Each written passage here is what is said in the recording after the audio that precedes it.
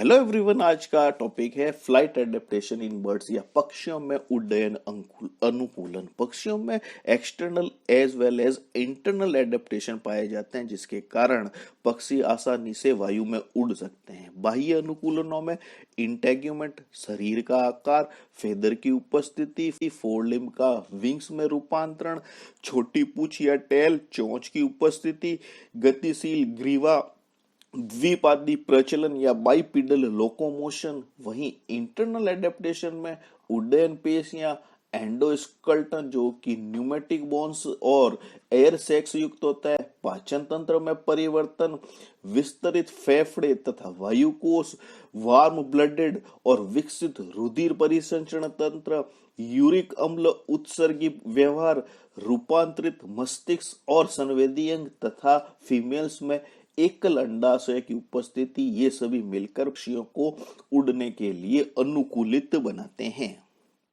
Birds में अग्रपाद wings में परिवर्तित हो जाते हैं। यह विंग्स विशेष उड्डयन पेशियों से संलग्न होते हैं।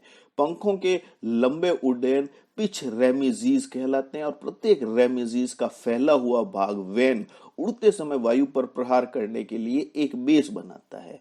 पक्षियों में पंख उनकी आवश्यकता अनुसार परिवर्तित या मॉडिफाइड हो जाते हैं। जैसे पेंगुइन में पंख जल के भीतर चप्पू जैसे तथा टांगे केवल परिचालन में उपयोग में ली जाती है। वहीं बाज और कबूतर में पंख लंबे और पतले हो जाते हैं, जिससे यह अधिक दूरी और ऊंचाई तक उड़ सकते हैं। दौड़ने वाले पक्षी जैसे शुतुरमुर्ग, रिया, कीवी में पंख रिड्यूस्ड या हाशित होते हैं। वही हंस और राजहंस अपने पंखों का उपयोग आत्मरक्षा और लड़ाई में करते हैं। पक्षियों में माउथ का अग्रभाग चोंच या बीक में रूपांतरित हो जाता है, जो आगे वस्तुओं के उठाने के लिए चिमटी के रूप में प्रयुक्त होता है।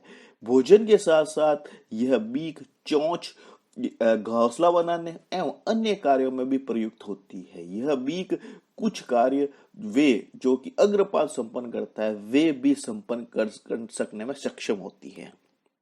बर्ड्स में हैबिटेट या आवास के अनुसार टेल रीजन में परिवर्तन होता है। जैसे बत्तखों में टेल छोटी होती है, लेकिन वृक्षों या झाड़ियों पर रहने वाले पक्षियों, उदाहरण के लिए तोते आदि में टेल सामान्यतया लंबी होती है। कबूतर जैसे पक्षियों में उड़ान को यकायक बंद करने के लिए टेल चौड़ी होती है। वहीं वुडपेकर जैसे पक्षी जो खड़ी सतह पर चढ़ते हैं में टेल के साफ्ट सख्त और नुकीले होते हैं, जो पक्षी के शरीर का संतुलन बनाए रखते हैं तब जबकि वह कार्य कर रहे होते हैं।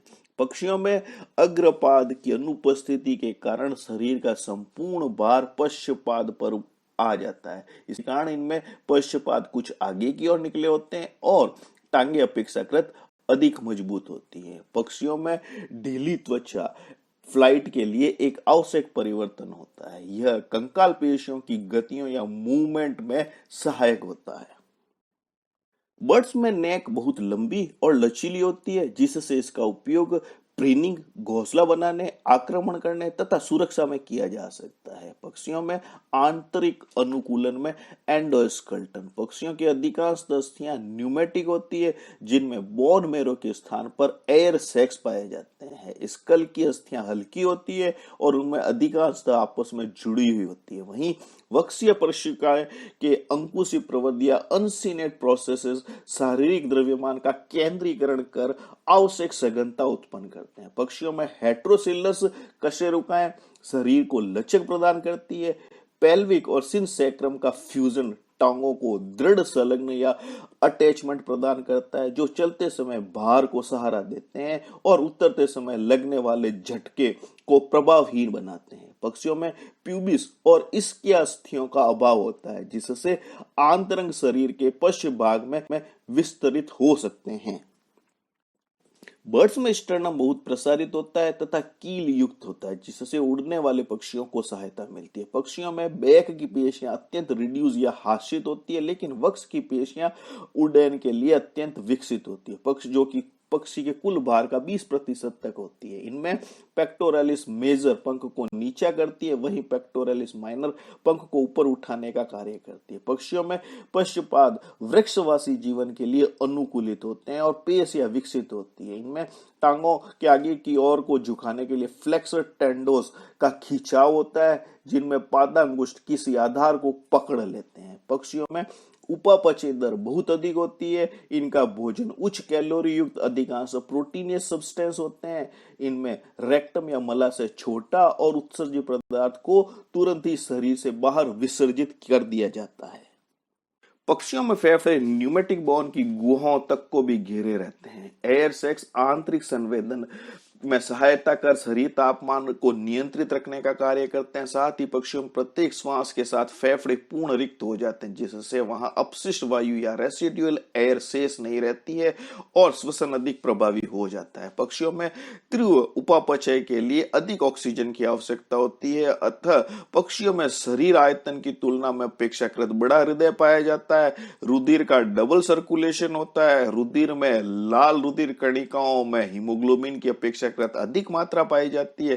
साथ ही रुधिर वार्म ब्लडेड होता है। पक्षियों में यूरिनरी ब्लैडर नहीं पाया जाता है। साथ ही वृक्क नलिकाओं और अवस्कर या क्लोएका के कॉप्रोडियम में उत्सर्जित पदार्थों में से जल का पुनः अवशोषण हो जाता है। परिणाम स्वरूप अर्ध तरल ठोस जिसमें अविलय यूरिक अम्ल और यूरेट्स पाए जाते हैं को तुरंत शरीर से बाहर निकाल दिया जाता है। पक्षियों में नेत्र बड़े होते हैं और अत्यधिक विकसित सेरिबेलम इनमें पाया जाता है, जिसमें कार्पस स्ट्रिएटम का अत्यधिक विकास होता है, जिससे पक्षियों को उड़ते समय शरीर संतुलन बनाने में सहायता मिलती है। पक्षियों में मादा पक्षियों में केवल बाई ओर का एकल क्रियाशील अंडाशय ही पाया जाता है, अर्थात लेफ्ट सिंगल ओवरी ही प्रेजेंट होती है, जिससे इनके भार में कमी होती है और यह एक फ्लाइट एडेप्टेशन होता है। Thank you for watching video.